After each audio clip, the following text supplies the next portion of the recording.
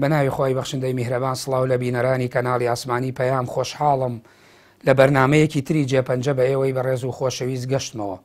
هەوڵ دەدەین لەم بەرنمەیەدا قسە لەسەر باس و بابەتیشی گرنگ بکەین، قسە لەسەر کەسایەتیەک بکەین کە ڕۆڵی بووە لە ناو بزافی ڕزگاری خوازی کورد و هەروەها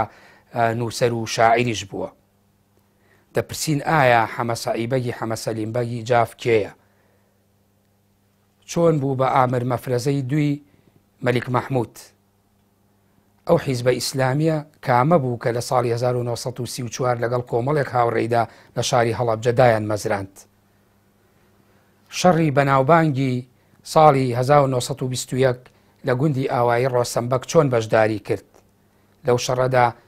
لەگەڵ ئینگلیزەکانە شەڕەکانیان ئەنجامەکانی بەکوێ گەیشت؟ ئایا پەیوەندیەکانی لەگەڵ بارزانی چۆن بوو؟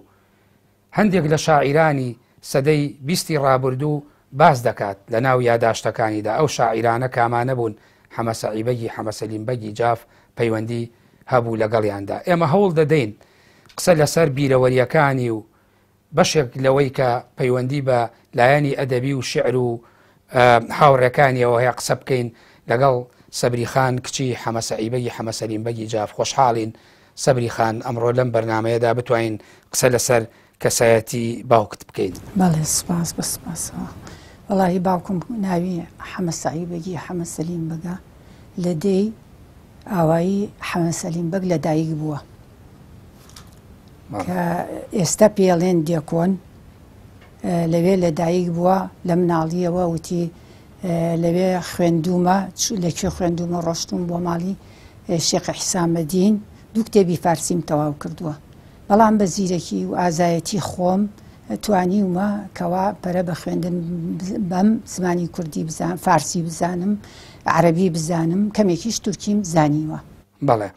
ئەوەی لە یاداشتەکانی باسیەکە ساڵی 1902 لە دایک بووە، وانە؟ بەڵێ خۆڵێ ساڵی 1902 باوەڕ ناکەم لەوەش بم، یعنی میلادەکەم لەوانەیە گەورەتریش بم. لە 80ەکانە لە دایک بووم. لە مانگی چواری 2001 شاکۆچی دوایی یەکات. بەڵێ کەواتە زیاد لە سەدەیەک ژیاوە. بەڵێ زیاد وتی لە 80ەکانە من لە دایک بووم، 90ەکانم بەزداناوە بۆ خۆم، بەڵام لەوە زیاترم تەمەنم. بەڵێ باسی ئەوەت کرد مێرد مناڵی یا خوێندەواری لە منتیقەی لە گوندی ئەوەی کە ناوی ئاوایی حەمە سەلیمبەگ و ناسراوە بە گوندی دێکۆن ئێستا لە ناوچەی خورماڵ. ئەو ئەڕوات بۆ تەوێڵە لای شێخی حسامەدین ئەچی بۆ باخەکۆن. لە یاداشەکانی باسی شێخ حسامەدین و تەوێڵە ئەکرێت. باخەکۆنە خۆی باخەکۆنە لە ڕاستە لە باخەکۆن بۆ، بەڵام شێخی حسامەدین لە شێخ حسامەدین لە باخەکۆن دانیشتووە. بەڵێ شێخ عوسمانی گەورە ئەو لە تەوێڵە دانیشتووە. شێخ عوسمانی سیراجەدینی یەکەم ئەو لە تەوێڵە بووە، بەڵام شێخ حسامەدین لە باخەکۆن بووە. بەڵێ اینجا ئێمە خزمایەتیمان لەگەڵ یانە هەیە لەگەڵ جەماعەتی شێخ حسامەدین بە بۆنەی ئەوەوە ڕۆشتۆ بۆ ئەوێ لەوێ خوێندوێتی، چونکە حاجی پیرۆز حرەمی شێخ حسامەدین پوری باوکم بووە، کچی یا ڕەحمەبەگ بووە. ئیتر بەو بۆنەیەوە لەوێ مەکتەبی تەواو کردووە و وتی ئەوانەشی کە لەگەڵ مابوون خوێندویانە دوو کتێبی فارسیمان خوێندووە، یەکێ لەوانە دوو کتێبی سعدیان خوێندووە. بەڵێ یەکێ لەوانە زۆراوبەگی ئەفراسیاوبەگ بووە ڕەفیقەکانم، ئەوی تریشیان شێمحەمی شێخ حسامەدین. باش ئێوە ئەو کاتانە بەگزادەکانی جاف یعنی دەسەڵاتیان باشتر بوو و دەرفەتی باشیان بۆ خوێندن بۆ ڕەخساوە، بە تایبەتی کە سەیری ئەو سەرەتایە ئەەکەی زۆری ئەوانەی کە لە بنەماڵە دیارەکان بوون لە کوردستانە یاخود دەستڕۆشتوو بوون خوێندویانە لە بەغا خوێندویانە چوودانتە ئەستەمبوڵ لە سەردەمی دەوڵەتی عوسمانیا. چۆن بۆ باوکی دەرفەتی خوێندنی لەو کاتا لەو شوێنانەی تر بۆ ڕێنەکەوت و نەچۆتەوێ بخوێنێت؟ بەخوا باوکم وتی یعنی من هێشتا گەنج بووم، مناڵ بووم، باوکم فەوتی کرد، ئیتر ماڵ و مناڵێکی زۆر کەوت بە سەرما، ئەوایە خزمەتی ئەوانم کردایە خوشک و براکانم، لەبەر ئەوە ئەو دەرفەتانم دەست نەکەوت. بەڵێ ئەو کاتانە کە لە لای بڵێن لە باخەکۆن خوێندوێتی چەند زمانێکشی خوێندووە؟ تورکی و فارسی و عەرەبی و عەرەبی. بەڵێ ئەوە چەند زمانێک ئیتر خۆی ئاوید زۆرتر خۆم هەوڵم ماوە بۆ فێربوونی زمانەکە. بەڵێ ئێستا کتێبێکەیە چۆن ئەحمەدی هەیە کوردی عەرەبی ئەڵێ ئەوڵێ ئەحمەدی تورکیش 400 و شەمدا ناوە. بەڵێ ئەوە چەند جار خوێندوێتەوە بەڵام ئێستا هەرچەنە گەڕێم بۆم نادۆزرێت. خۆی باسیەکە لە یاداشتەکە نییە نەماوە نازانم فەوتاوە چی لێ هاتووە ئەوم دەست نەکەوتووە. تا مابوو لای ئێوە باسی نەکردووە. بەسەر باسی یەکردەی و ئەحمەدیم هەیە واوا جارجاری ئەی خوێندەوە بەڵام دوای ئەوە هەرچەنە گەڕێم بۆم نەدۆزراوەتەوە. باسی ئەکات. بەڵێ باش. دیارە کە ئەو لەو سەروبەندا بۆ لەو سەرەتاوە بێگومان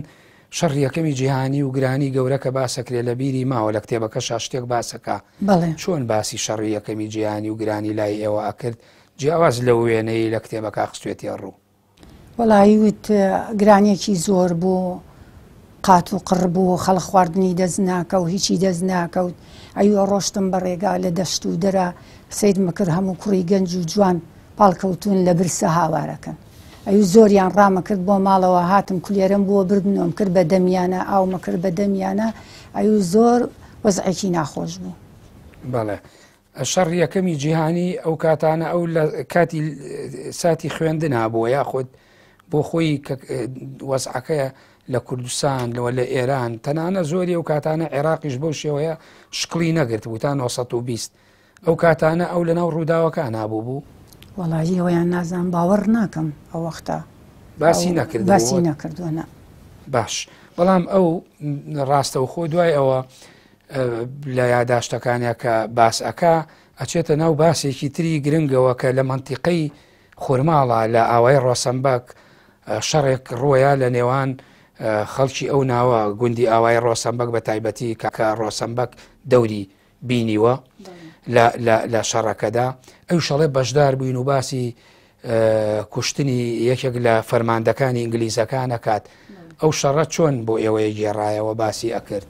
وڵاوتی شەڕێکی گەورە بوو، ئەسکەرەکان هاتنە سەرمان بەڵام مامم ڕۆستەمبەک شەڕێکی زۆر گەورەی کرد، دیفاعێکی زۆر گەورەی کرد، ئەسکەرێکی زۆری کوشت لەوێ شەڕیشیان لەگەڵ ئێمە کرد. وتی ئێمە شەڕمان کرد ئەسکەرێکی زۆرمان لێ کوشتن بەڵام وتی مامم حەسەنبەک کە وەختێک ڕئیسەکەیانە بینێ سیرەکە خنجەرەکەی باوکمی پێیە وتی کە کەوتوونەتە شەڕەوە خنجەرەکەی باوکمی بردووە. ڕئیسەکان کە ناوی ڤیزگیون بووە ڤیزگیون ئەڵێ کە خەنجەرەکەی باوکمە بینێ بە بەرەوکیە مامە حەسەنبەگم پێ ئەڵێ ئەو خەنجەرەی لەکوێ بووە؟ ئەو شتێتی وەڵایەوە شەڕم کردو ئەو خەنجەرەم دەستکەوتێتی ئەو دە بەخوا حەمە سەلیمی برام کوشتووە، هەرچەند سوێنی خواردووە بە قورئان و بە پێغەمبەر و نەم کوشتووە وتێتی نەفایدەی نییە حەمە سەلیم و نەکوشت بێ ئەم خەنجەرە ناگاتە ڤیدزگی بۆن وای بەڵێ اینجا مامە حەسەنبەگم مەیکوژێت کە ڤیزگیۆ نەکوژێ مامە حەسەن و ڤیدزگی بۆ نەکوژێت لەسەر ئەوە وتێتی حەمە سەلیمی برامی کوشتووە، ئەمە حەمە سەلیم بەگی کوشتووە بۆیە ئەم خەنجەرە دەسی ئەم کەوتووە. بەڵام مامە چۆن لە خۆڤی دزگی بۆن کابراایکی ئینگلیز بووە زمانی ئینگلیزی زانی و قسەیان کردو ئاوا پێتر بزانە جێش و خەڵقی لەگەڵا بووە و شتی لەگەڵا بووە کە بینیوێتی و مقابلەی کردووە و پەلاماری یەکیانیاوە دیارە ئەوش کەوتۆتە شەڕەکە لەگەڵیانە وتێتی ئەوە هینی براکەی منە. بەڵام باوکی باسی شەڕەکە کە ئەڵێ ڕانی ئەڵێ برینار بووە دوایی مردووە کێ ئەو پیاوە ڤیتزگی بۆن ئێدا ئاخریتر بریناری یەکای کوژێ خەنجەرەکەی لێ وەرەگرێتەوە اینجا هاوارەکە ئاڵێ مەم کوژە بۆ خاتری خوا بەخوا نەمکوشتەوە تێڵێ درۆەکەی کوشتوتە کە کاتێکین یەکە لێ سەنێ و ئەمرێت کە ئەمرێەوەی کوژێ اینجا باوکم ئەیوێت خوشکێکی هەبووە بە شەو و بە ڕۆژ ئەهات قسفی ئاوایی ڕۆستەمبەگ و حەمە سەلیمبەگ و ئەو ناوەیەکەیوە تا مانیەک ئەم خوشکە بە شەو بە ڕۆژ ئەهات قسفی ئەو دێهاتانیە کرد. خوشکی ڤیتزگی بۆن بەڵێ بەڵێ بەڵام لە هەموو ئەمانە گرنگتر ئەوەیە ئەو شەڕە بۆ خۆی لەسەر چی بووە ڕوویاوە لەوێ؟ وەڵاهی ئەو شەڕە من وەکو ئەوەی بیستومە ئەحمەدی ڕیشێن نازانم چی لێ قەوماوە ڕۆشتۆتە پاڵ ڕۆستەمبەگ وتێتی شتێکم لێ قەوماوە و پەنام بە ئەویش گرتوێتە لای خۆی شەڕەکە بە بۆنەی ئەوەدا کرد. بەڵام هەر ناکۆکی نەبووە وابزانام ئەحمە بەگی ڕیشێن ئینگلیز نەیان گرتووە لە سلێمانی و لێوە هەڵبێ بڕوا بۆ لای خزمەکانی بۆ ئاوای ڕۆستەمبەگ بوو ئەوان پەنای بن. بەڵێ بەڵێ ئەوە بووە سەبەبەکە وتێتی پەنام بن ئەویش پەنایان ناوە و شڕیان توش بووە. لە ناو خەڵکە قسەیەکی باو هەیە ئەڵێن زۆریان کوشتوواڵێن ڕۆستەمبەگ بە تایبەتی لەو کاتە هەتاڵێن 22 جوندیان کوشتووە خراوەتە ناو بیری مزگەوتەکەەوە شتیوا ڕاستە و قسان بەخوا باوکم ئەیود مامە ڕۆستەم وەکو قارەمانێکی زۆر گەورە بوو شەڕێکی زۆر عجایبی کرد یعنی لە هەموو کە زیاتر شەڕی کرد ئەو خەڵقێکی زۆری کوشت ئەسکەرێکی زۆری. دوای ئینگلیزەکان ڕاستە بردومانیان کرد بەڵام چەند ساڵی دواتر ئەمەیان نەگرت بووە دڵ بۆ خەڵکی ئەو ناوچەیە بە تایبەتی بۆ ڕۆستەمبەگکە لە هەوڵی ئەوە بن تۆڵی لێ بکەنەوە. وەڵاوتی ئێمە کە دیەکاتن هەمووی وێران کرا و هیچ نەما خەڵقەکە هەموو ڕای کرد هەرێکی بە شوێنێکە وتی ئێمە بە ماڵ و مناڵە چوین بەرەو گەرمیان وتی ئەوان چوون بەرەو دزڵی بۆ لای مەحموخانی دزڵی شارە دیەکانیان شۆڵ کرد وازام چەند ساڵێک دوای ئەوە ئینجا گەڕانەوە بۆ دیەکانی خۆیان. ئەی کە چوون بۆ لای مەحموخان باوکی لە یاداشتەکانە بازەوە کاڵێ بەڵام کە من ڕۆیشتمە ئێران و لەوێ ماوەیەک مامەوە بزانام لای شوکاکەکان ماوەتەوە باسیەکە هەندێک لە ناوەکانی ژەیەنێ ئەڵێ دوایی ئینگلیزەکان مڵکەکانی ئێمە و ئەو منتیقیان لەسەر مەحموخان کرد ئەویان کرد بە خاوەنی مڵکەکان مەحموخانی دزڵی بەخوا وا بزانم شتێکی وانە یعنی مەحموخانی دزڵی بۆ خۆی لەگەڵ مەلیک مەحموود و دژی ئینگلیزیش و بەڵام لە کاتێکە ئەمەڵی ئینگلیزەکان مڵکەکانیان کردووە بە ناوی و یا پێیان بەخشیوە. بەخوا ئیتر ڕەنگە شتێکی وابوو بێت چونکە لەو ئەوترە وتیان مەحموخانیش مڵکوشتی هەیە ڕەنگە ئەو کاتە ئەوەشیان کردبێت. باسی ئەمەی نەئەکرد لای ئێوە باوکتیانی باسی ئەو ڕووداوانەی نەئەکرد ناوەڵا باسی ئەوەی نەکردو بەسی تروتی پاش ماوەیە کاتینەوە ناو دیاکان و بەس هەموو شێوێک ئەو خوشکەی قەسفیە کردین هەموو ئەو ناوە وێران کردبوو بە فڕۆکە هینیە کرد قەسفی ئەو منتیقەیە کردین. بەڵێ یعنی ئەمە تەنها ئەمە لە پێناوی دیفاعکردن لە خزمێکیان نابووە کە ئەحمە و بەگی ڕێشیان بۆ چووە بۆ لایەن بەنایبن. بەڵێ باش باسی ئەوش ئەکا لە یاداشتەکانە کە ئەوانە هەموو کاریگەری هەبوو لەسەر ئەوەی کە بۆچوونی ئینگلیزەکان بگۆڕێ بە تایبەتی بۆی ئەترافکردن بە شێخ مەحموود. باوکت ئەڵێ من بووم بە ئامن مەفرەزەی دوی هێزەکانی شێخ مەحموود حیکایەتی ئەمە چۆن باوکت لێەوە شێخ مەحموودی ناسی چۆن جوابی بۆ نارد چۆن متمانەی پێکردبی کا بە ئامر مەفرەزەی دوی خۆی مەلیک مەحموود. وەڵاهی باوکم ساڵی پێوەی بووە زانیوتی کەوا مەلیک مەحموود حکوومەتێکی کوردی دروست دەکات و ئەوانە لەبەر ئەوە حەزی و خولیایی بووە کە هەوڵی بۆ کوردایەتی یاوە دایم هەموو تەمەنی هەر خەریکی کوردایەتی بوو خۆی ئەلبەت گەیاندووەتە شێ مەحموود تێکەڵی بووە بە شێ مەحموود باوکمی زۆر خۆشویستووە و دایمن ئەیبردمە لای خۆیەوە زۆر ڕێزی ئەگرتم زۆری پێخۆش بوو تر تێکەڵاوی لەگەڵ شێ مەحمووە بووە ئەی شێخ لەتیف هەروەها شێخ لەتیفی کوڕیشی زۆر ڕەفیقایەتیمان هەبوو بە یەکەوە لەگەڵ یەکە لەبەر ئەوە کردوێتی بە ئامیر مەفرەزەی دوو شێ مەحموود. بەڵام ئەوەی کە خۆی باسیەکە و کاتی کە شێخ مەحموود ئەو منتیقە بەجێڵەوە چێتە ئێران لە پیران داهانیشێ ئەڵێ لەو کاتانەدا مخابراتم هەبوو لەگەڵاتەخڵە پەیوەندی و هەواڵ یەکتر زانینمان هەبووە. بەڵێ دایم پەیوەندی هەبووە لەگەڵ شێخە. دوای هاتنەوەی شێخ مەحموود ئەرکی سەربازی پێسپاردووە. بەڵێ لەکوێ بووە زیاتر ئەرکەکەی پێسپاردووە لەو ناوچەی شارە زۆر بۆ یا ئەم وەڵای لەم ناوچەی سلێمانی و ئەم ناوە پێسپاردووە چونکەوتی چەند شەڕێکیشمان کردووە لەو شەڕانەی ئاوباریک و شەڕی گوێچەمی سیروان شەڕێکی گەورەمان لە چەمی سیروانە کردووە ئەلەوانە ئیشتراکی کردو بووە بە ئامیر مەفرەزەی. شەڕەکانیان لەگەڵ کیا بۆ لەگەڵ ئینگلیز لەگەڵ حکوومەتی عێراق و ئینگلیز ئەو وەختا یەک نەبوون بەیەکەوە بوون. ئاخر ئێسا بوونەکە ئەوەی پێشتر باسمان کرد ڕاستەوخۆ ئینگلیزەکان خۆیان بەشداری شەڕەکەیان کردووە. وەختە عێراق احتیلالی ئینگلیز بووە ڕاست خۆشی لەگەڵ حکوومەتی عێراقی بەیەکەوە. بەڵێ دوای ئەوە باسی هەندێک ژیانی خۆی ئەکا بە تایبەتی باسی ژیانی بۆ نمونەڵێ من ئێمە بنەماڵی ئێمە وشەی بۆ منە بەگمان وەکو ویراسی بۆ ماوەتەوە و ئێمە بە کشتتوکاڵی و فەلاحەتەوە خەریک بووین. بەڵام کاتێک کە ئەچیتە ناو ژیانی بەگزادەکان و ئەوانەی خانەدان بوون زیاتر کۆشک و سەرا و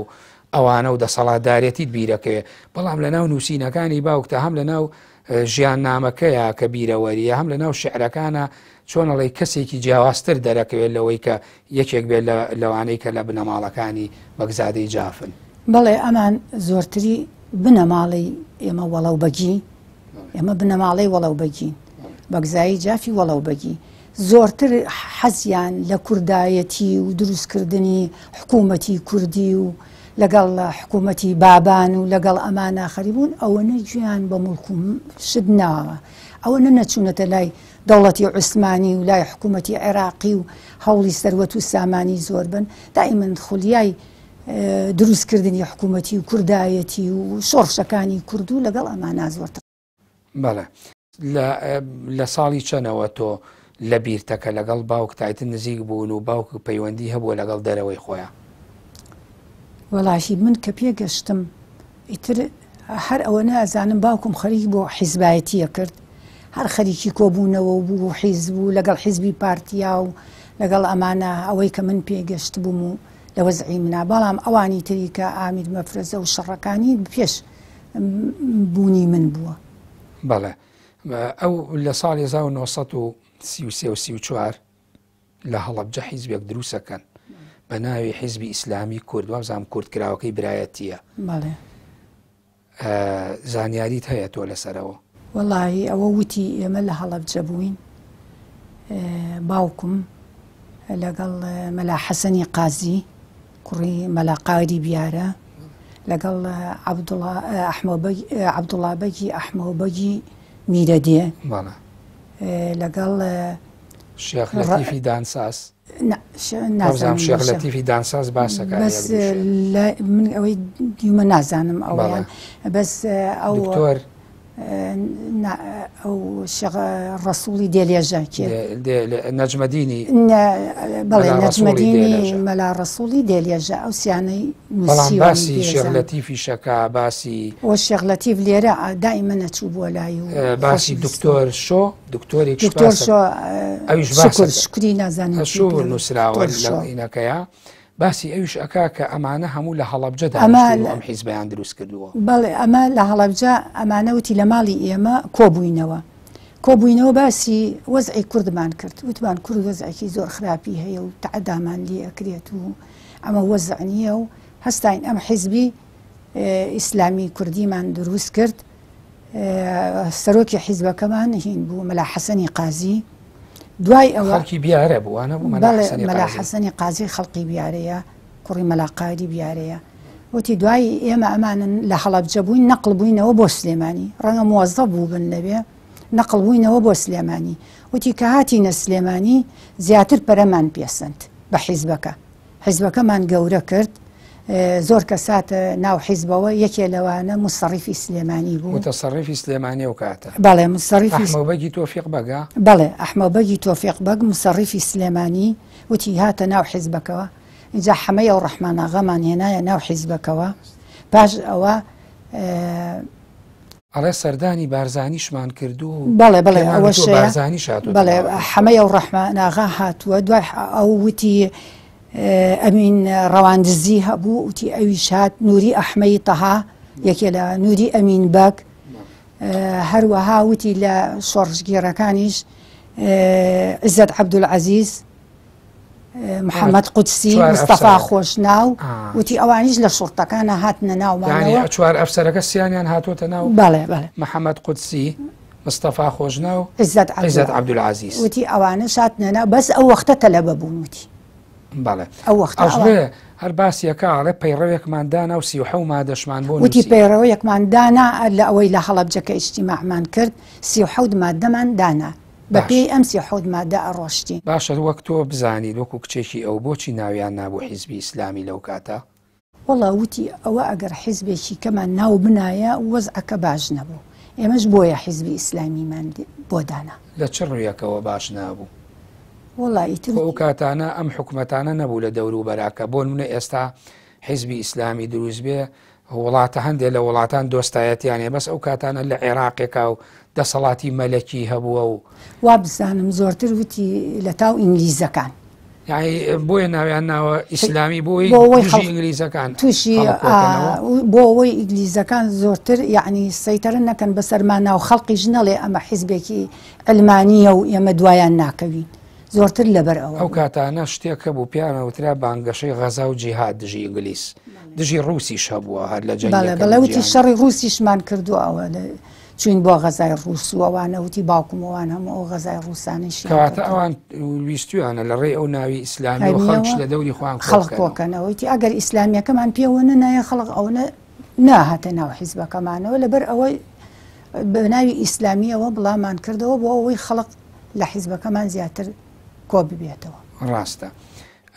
شتێکی تر باسی ساڵی 1935 یەکەم جار بارزانی ناسیوە ئەوە چۆنە لای ئێوە باسی ئەو بیرەوەریانەی کردووە چۆن چوە بۆ لای بارزانی و ناسیوێت وتی بارزانی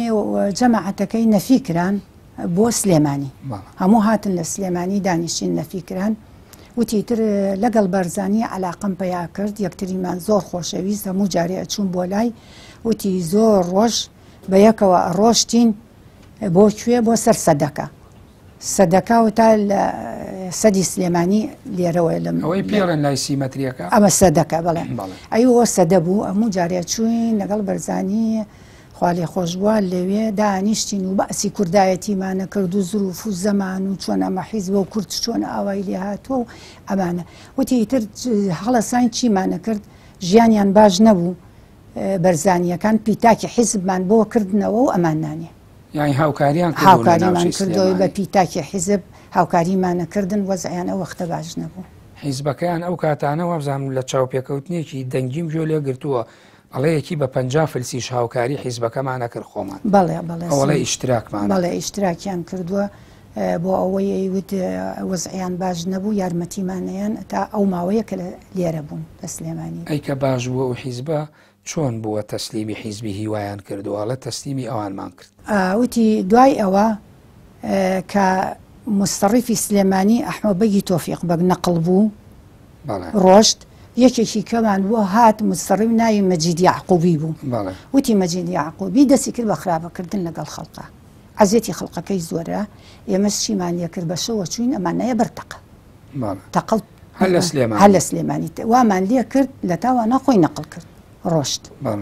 وتی دوای ئەو سەیرەکەین مدیرێکی شوڕتەی لێ بوو سێ عەلی حیجازی ناوی سێ عەلی حیجازی بوو وتی ئەویش دەستی کرد بە ناڕەحەتکردن و ئەزیەتدانی خەڵقەکە وتی خەساین دەستمان کرد بە تەقەکردنیش لەو نەمانهێژی سراحەتکە ئەویش لە تاوانە خۆی نەقڵ کرد ڕۆشت ئیتر وتی دوای ئەوە ئێمە شوبهەیان لێ کردین جەماعەتێکمان گیراین 12 کەس بووین گیراین جەماعەتێک لەوانەیەکێکیان وتی من بووم نوری شاوەیز بوو شێخ لەتیفی دانساز بوو ببوورە نوری شاوەیز لە دامەزانی حیزبەکە لەگەڵ یابوو بوو باسی کەسێکەکە برای نوری شاوەیزی تیانە بوو بەڵێ وتی ئەمانە سجن بووین گیراین نەفیان کردین بۆ حەویجە بەڵام وتی لە ناوبازاڕی سلێمانی لێرە لە بەردەرکی سەرا وتی شعرێکی گەورەی چاکم خوێندەوە بەڵام بەداخەوە شعرەکەم یعنی دەست نەکەوت نەمزانی شعرەکەی چی بووتی قەسیدەیەکی زۆر جوانم خوێندەوە قەسیدەکەم بە فیڕۆچ و نازانم چی لێ هاتووە من ویستم ئەو پرسیارە بکەم ئەو باسی ڕاپەڕینەکەی بەردەرکی سەرای سلێمانیش ئەکات خۆی بەشداری کردووە هینی ئەوەی ڕەسۆڵ و ئەوانە 6 ئەیلوول 1930 ئەوە نازانم بخوا ڕەنگە کردبێت یەگەر 1930 بێ ئەوەیان جوان نازانم بەس ئەمە زانم وتی هەمومانیان گرت 12 کەس بووین هەردووان زەمانی گیران و نراین بۆ حەویجە ئەمە ساڵی ئەوەی ساڵی ئەمە ساڵی 1940 کە کاتێ شۆڕشی ڕەشید عالی گەیلانی بووە وتی شوبهەیان لێ کردین ئەمانە 12 کەسمان گیران ئەو 12 شێخ لەتیفی دانساز و نوری شاوەیس و مەلا ئەسعەی مەحوی ئەمانە بە یەکەوە گیران لەگەڵ شێخ لەتیفی دانساز دەوری دووسێ مانگ ماینەوە لە حەویجە جاوتی دوای ئەوە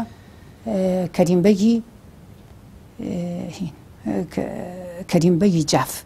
باوکی ئیقبال خانە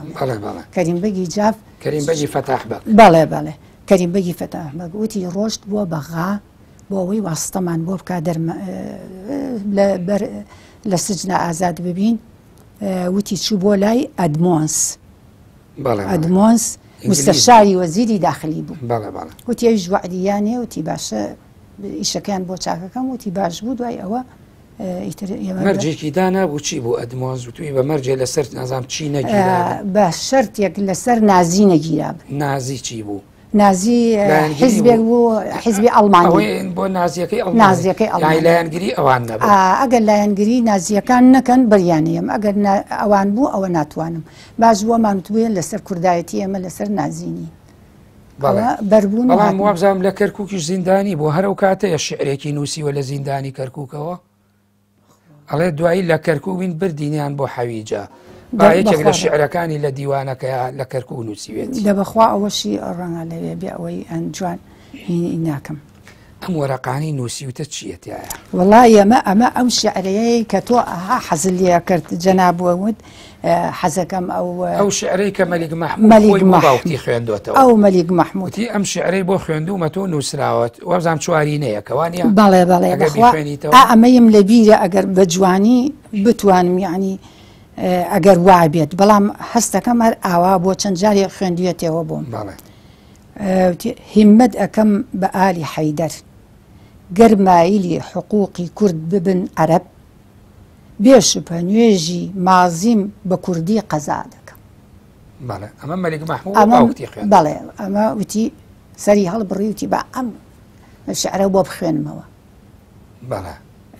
ئەمە شێ مەحموود ئەم شعرەی ئەو بیرەوەریەکانی زۆر باسەکە لەگەڵ مەلیک مەحموود بە تایبەتی لە ساڵی 1970 بە دواوە باسەکە زۆر لەگەڵی ژیاوە زۆر لەگەڵ ئەوی دای منە هاتم ئێوارانی لێ هاتین بۆ ئەم توی مەلیکە ئەمە کانیاوێکی زۆر جوان بوو دارێکی توی جوانی لێ بووە چوینە بنی دانیشتین و جا زۆر جارەی وێ کرد بە سوعبەت و قسەی خۆشکردن لەگەڵ ماو ئەیوە گەر بەهات بای ڕۆشتمایە سمێڵم بتاشیایە و ئاواهین نەبوومایە پەرسەوەی و بڕۆلاچ ئەمە چی بۆوا کردووە لە خۆ ئەیوە ئەڕۆشتمەوە خۆمە گۆڕی و سمێڵم درێژەکە ئەیوە ئێستا بەدڵم فەرموو وەرە لە لای خۆمەوە دانیش ئەیوە ئاوا عەلاقەمان زۆر بوو بەیەکەوە بەڵێ باسی پێشتر ڕاپەڕینی 6 ئەیلولی بەردەرکی سەرام کرد لە ژیان نامەکەیە باسیەوەکە پەیوەندیشی هەبوو لەگەڵ هەندێک لە شاعیرەکانە کەس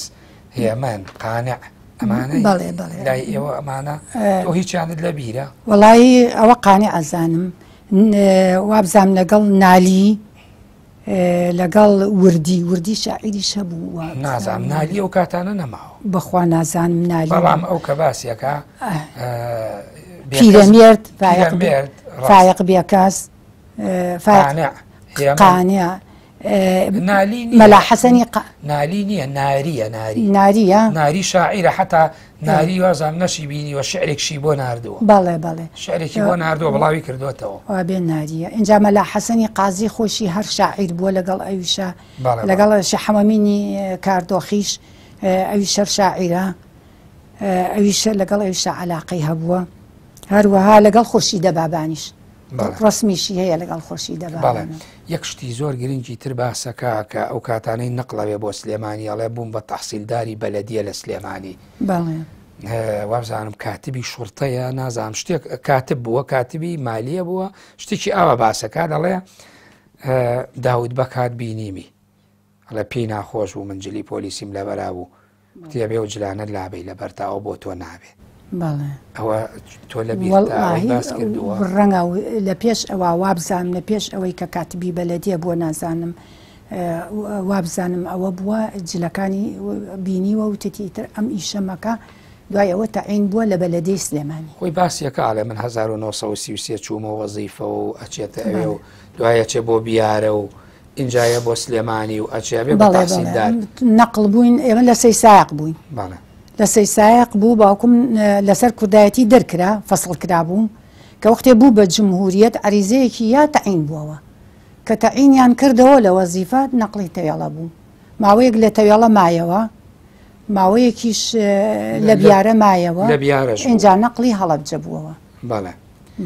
ئەی باسی سەی سادەقت کرد ئەڵێ من سەی سادەقم کرد بە شارەزور و حکوومەتیش کردی بە ناحیە ئەو لێوا مەبەستی چییە ئەو تعبیری نووسینە تەواوە؟ سەی سایق کە کاتێ ئێمە ماڵمان لە کەڵوڕان بوو لە گوندی کەڵوڕان بەڵێ لەوێش گواستیەوە ها بۆ سەی سایق ڕیزە بازاڕەکەی لای پردەکە ئەوە هەموو دوکان و بازاڕی باوکم بوو لەویە خانوەکانی پشتەوە شەرهینی ئێمە بوو لەویە دووسێ ماڵی لێ بوو ئەو نەی لێ نەبوو ماڵی حاجی عەول بوو مەلاقایر ماڵی مەلاقایری لێ بوو لەمبەرەوە چاخانەکەی عەلی سۆفی لێ بوو حاجی عەولیش کە بابچی بوو سۆفی سەعیش دوکانی هەبوو وردەواڵە و شتی ئەفرۆشی و حەلەویات و شتیوە ئیتر ئەوانم لە بیر بێ لەوێ یەکەم مەکتەبیشم ئەوە بوو لەوێ بوو باسی یەکەینەوە بەڵام مەبەستی چیە لە کردمان بە شارە زور هین بوو مەبەسی ناحیەکەیە هەرکە بوو کرا بە ناحیە هەوڵی ئەمیشیتیا یا جیاواز لێکە سێ چوار ماڵ بووە کەم بووە وتی هەستام هاتم بۆ سلێمانی بۆ لای مستەڕیفی سلێمانی وتم ئێمە دەیەکمان هەیە سەی سایق چەند ماڵێکین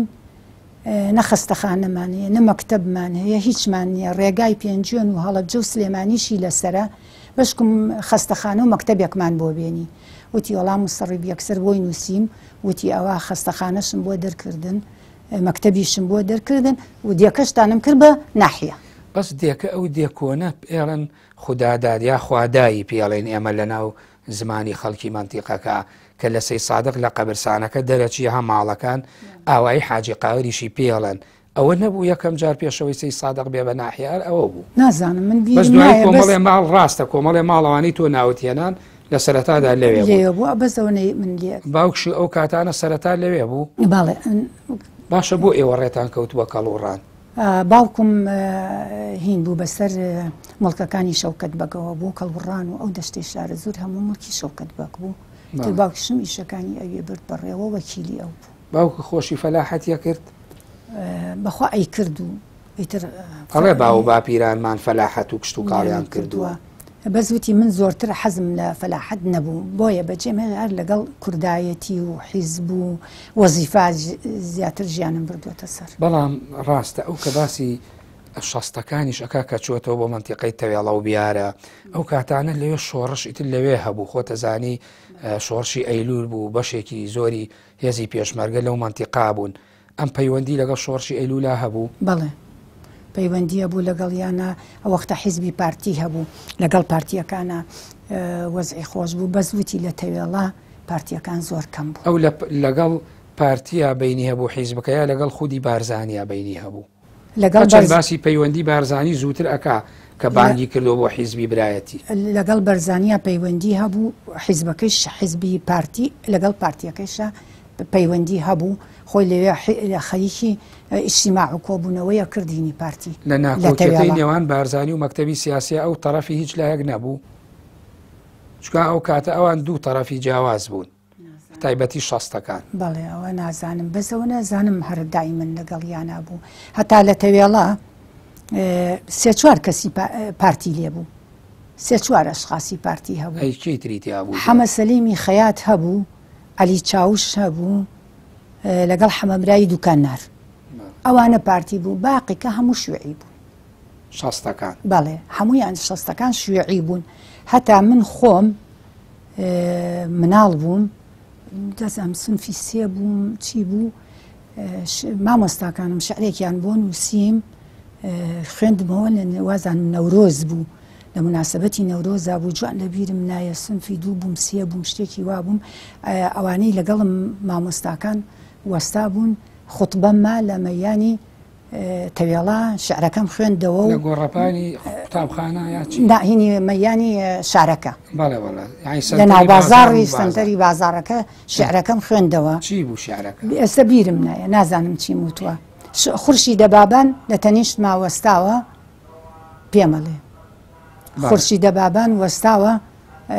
شعرەکە خوێنمەوە ئەیتر دوای ئەوە نازانم باوکم مناسبەتێکە بوو دەستی کرد بە شعر خوێندنەوە دێم حەزەکەم هەندێک شعری باوکت لای بەخوا ئەمە زۆر خۆش بەڵام باوکت بەشێک لە شعرەکانی یا لە ژیان نامەکەی بوونی یعنی لەگەڵ چینی چەساوە و هەژارە بۆ ئێسا وەکو وتم بۆ ناسناوی شعری هەژاری جافی هەیە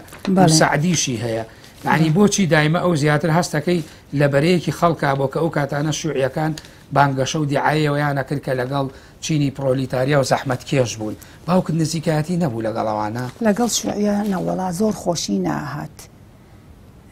بەس وتی کە وەختێک لە بازاڕەکەی ئەویا خوتبەیەکی یا باوکم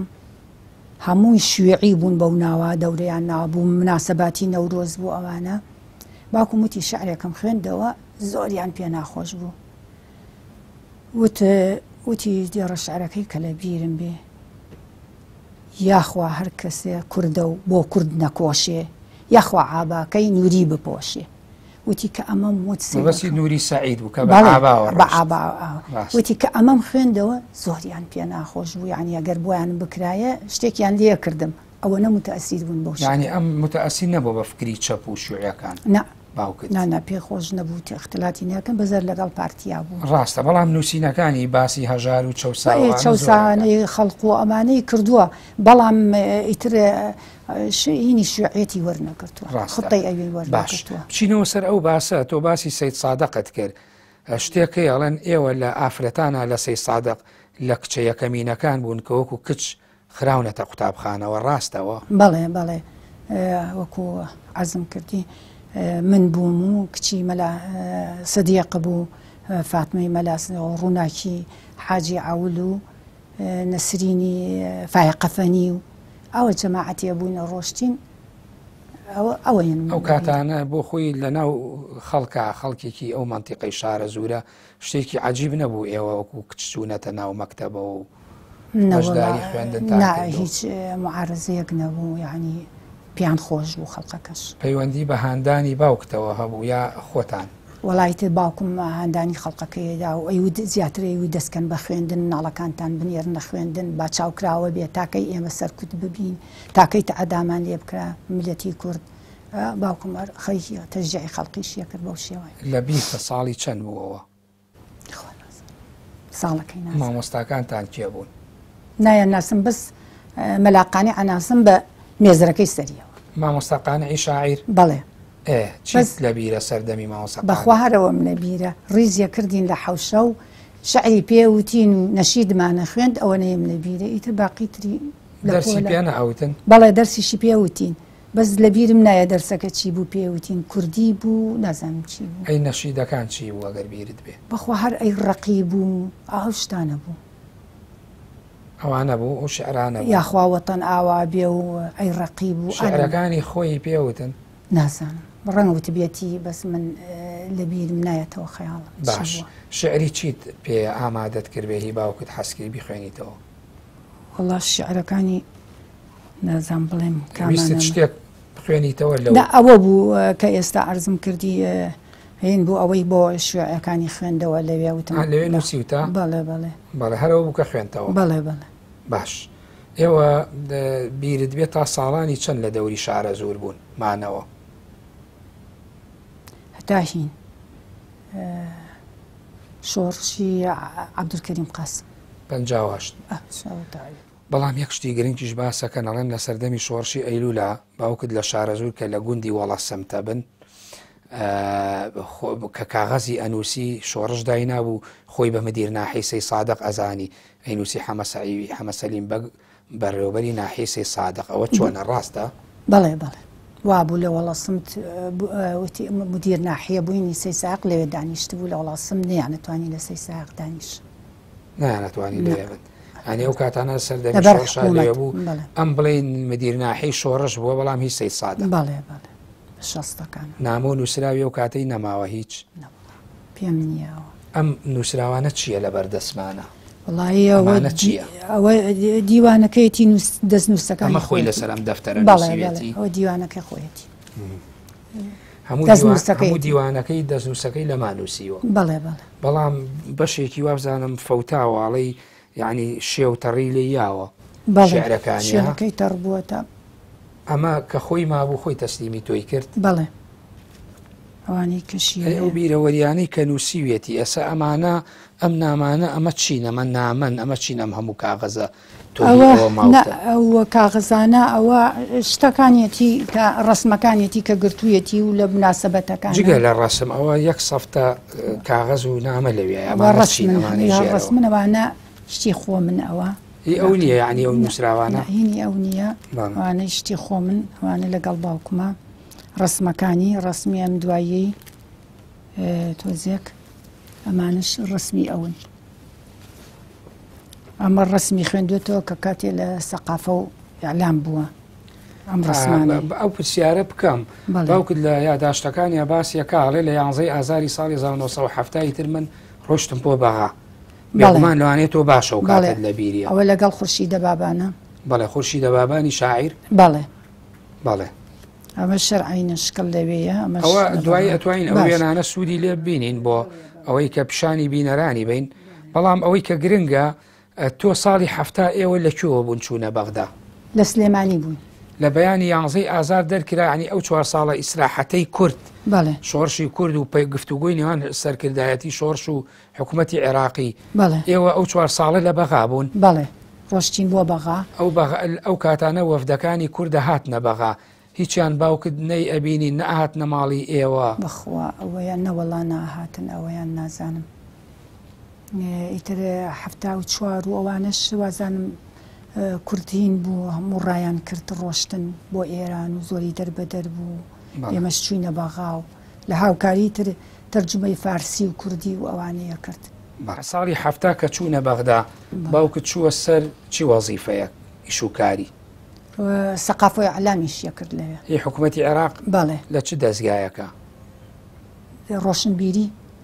ڕۆژنامەی هاوکاری بوو هاوکاری بڵێ چی ئەکرد دەوامیە کرد ڕۆژانە بەڵێ ڕۆژانە دەوامیە کرد تەرجمەیە کرد لە فارسیەوە بۆ کوردی لە کوردیەوە بۆ فارسی ئەلەوت شعری ئەنووسی لەگەڵ شاعیرەکانە شتی ئەنووسی لە جەرایی توشتا شتی ئەنووسی خەریکی ئەوانە بەڵێ ئەی ئێوە چتانە کرد لەوێ تۆ خوێنت بەڵێ لە ئەو کاتانە لە چ قۆناغێکی خوێندە نابوویت وەڵا من ئەو وەختە لە 6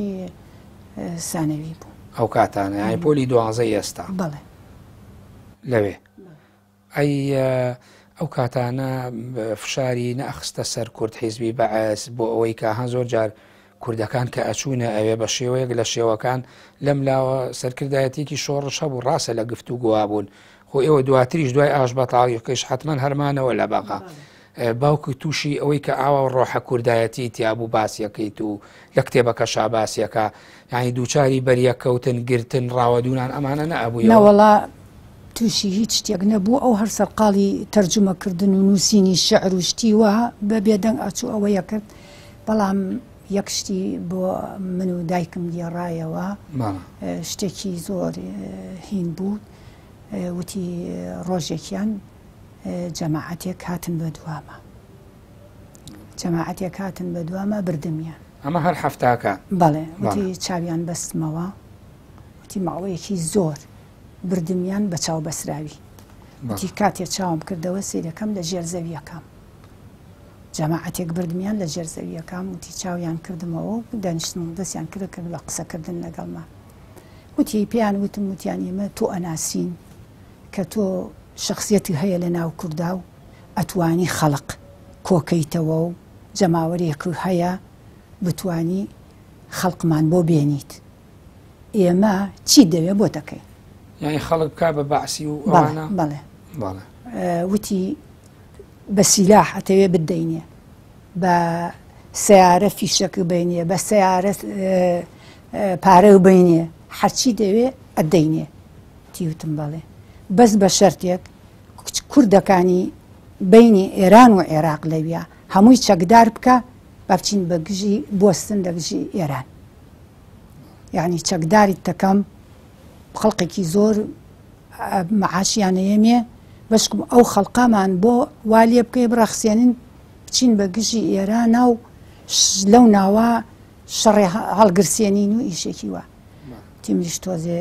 بێدەنگ بووم و چاو نابەیە کەوتم خوایکە من 50 ساڵە کوردایەتی یەکەم ئێستا بۆ پارە و بۆ مەنسەب و بۆ چەک و بۆ سیلاح هەمووی بفرۆشم بینێمە ئەولاوە سرم بەرز کردە وتم بەخواوە بە من ناکرێت وتی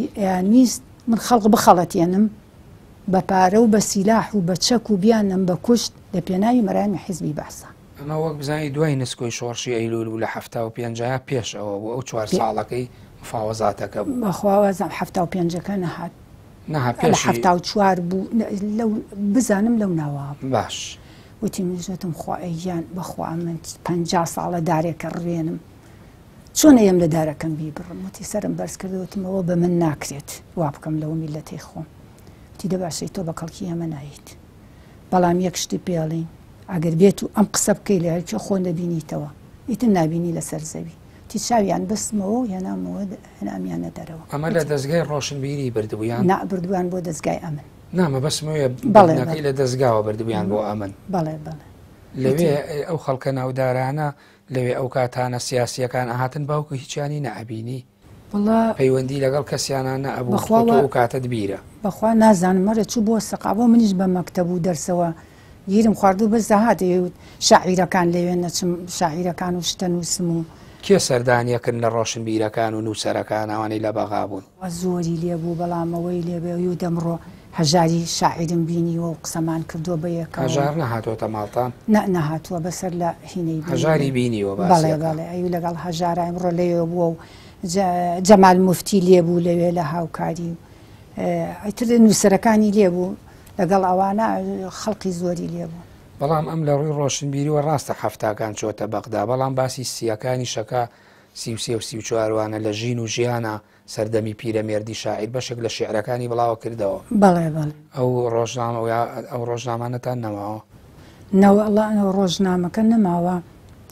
بەس وابزانم لە ژین هەیە لە ژین هەیە لە ژین هەیە ئەو بەشێکی لە ژینە بڵاوکراوەت ئەوەی کە لەم کتێبا کۆکراوەتەوە بە ناوی بیرەوەریەکانەوە هەموو شتەکانیەتی وڵاهی نازانم شعرەکانی محەممەد کاکسەدیقەوەی ژینی نووسی بێ نازانم ئەوەیان لەما نازانم نووسیوەتی یان نەینووسێ چونکە وتی لە ژینە شتێکم بڵاو کردوتەوە شعرێکم بڵاو کردوتەوە وتی دوایی مەجی یعقوبی کە مصەریف بووە تی ناردی بە دوامە وتی ئەم جاران هەردوو ئەو چاوەی دەرەهێنم جارێکی کە شعری وا بنووسی ئەوەی سەردێڕی شعرەکە بازێ ڕووی کردە بازێ تاکەی بژین لە هەردە و چیا وەرە با ببین نازانم بۆ قەسری بچین بۆ قەسری شاهی لەوێ شاهانە بژین وتی باسی ئەچووە بۆ سیاست و کوردایەتیەکە وتی ئەم جارە ئەو شعرانە لەو شعرانە بنووسی چاو دەرهێنمە دەرەوە ئەمە لەم دوو کۆتاییە طبعاً بەڵێ بەڵێ لە زمانی هینە ئەو کێ یعقوبی مەجی یعقوبی هەڕەشەی وتی دایتر نەمەوێرە بازێ شت بنووسم هەڕەشەیە کرد و شتی ناشرین بەڵێ لێرەوەی کە من تێبینیم کردووە 78 شعری هەیە هەندێکی ئەوەنە لەوانەیە دوور و درێژە خەریکە بڵێن وەکو قەسیدەشی لێیە ئەمە هەموو شعرەکانیەتی لێرە بەڵێ ئێوە شعرەکانیتان هیچ لەبەر ئەکرد کاتی خۆیا بۆ یە خوێندنەوە وڵی خوێندەوە بەڵام لەبەر مەکردووە من زۆرتر بە مەکتەبەوە خەریک بووم تر زۆرتر بەوەوە خەریک بووم لێم لەبەرە کردو لە بیر مەچووەوە ئەڵێن باوکت نامەگۆڕینەوەی زۆر بووە لەگەڵ شاعیرانە لەگەڵ سەرکردە سیاسیەکانە لە سەردەمی مەلیک مەحمووە ئەم هەموو نامەی چی لێ هاتووە بەخوا هیچی دیار نەبوو ناسان هیچی نەماوە لای فەوتا ڕۆشت بۆ ماڵی مام نازانم جەماعەتێکیشی لەوێ شتی فەوتا بازێ کتێب و شتی برد مام لە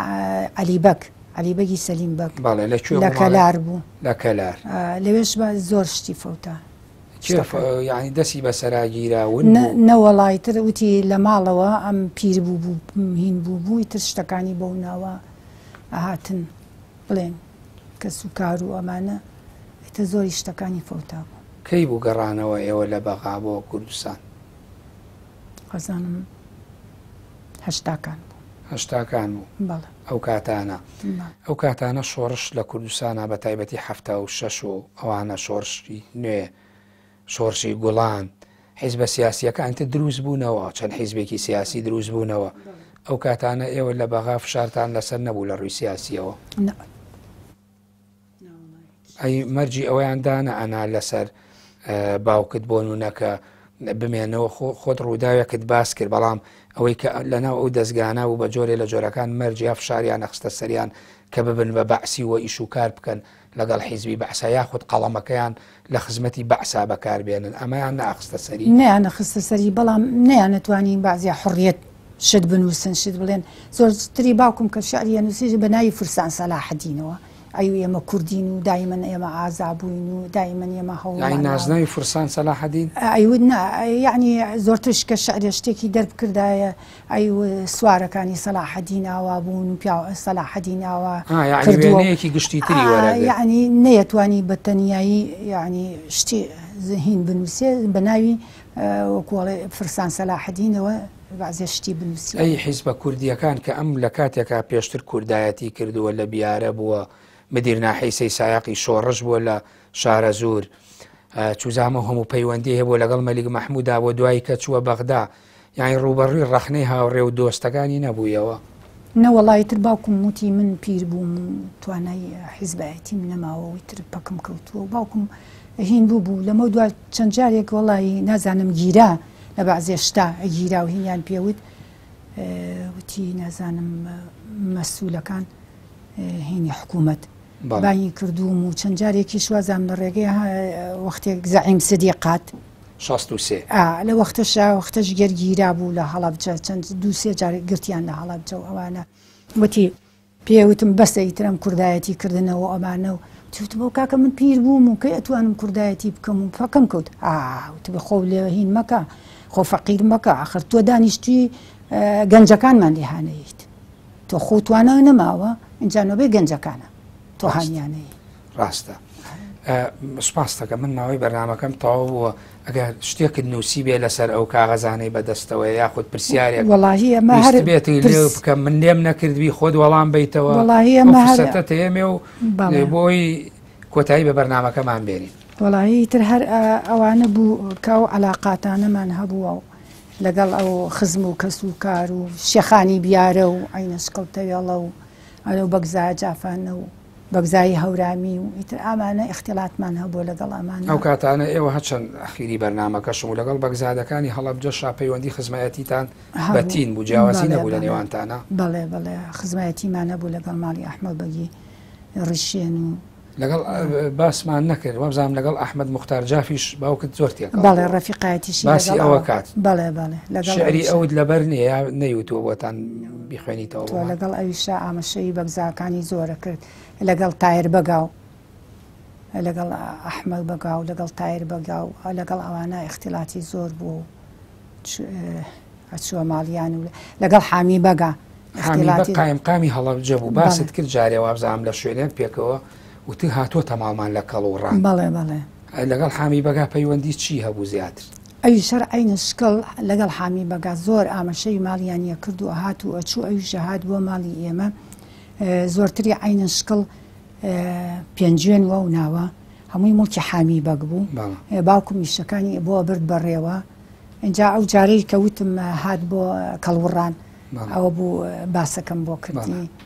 ئیتر بەوە عەلاقەی هەبوو پەیوەندی سیاسی هەبوو لە بینانایە زیاتر خزمایەتی و مەسەلەی مڵکایەتی وانە خزمایەتی و مڵکایەتی هەبوو پەیوەندی سیاسی نەبوو لەگەڵ حامی بەگ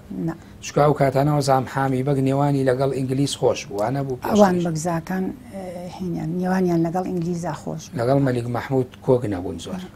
ڕاستە باشە من ماوەی بەرنامەکەم تەواو و سپاس دەکەم ئەگەر جێپەنجەیەکی خۆت بۆ بەرنامەکەمان بەجێبی هەڵی شتێکمان بۆ بنووسی لێرە لەسەر کۆی تەوەری بەرنامەکە فەرموو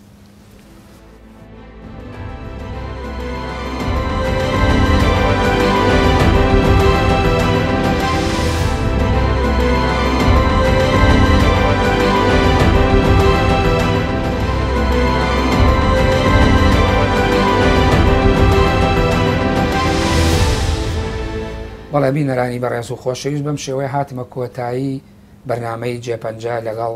سەبریخانی حەمەسەعی بەگی حەمەسەلیم بەگی جاف تا بەرنامەیەکی تر و جێپەنجەیەکی تر بەخوای گەورە و میهرەبانتان دەسپێرم کاتێکی خۆش بۆ هەموو لایە سپاس.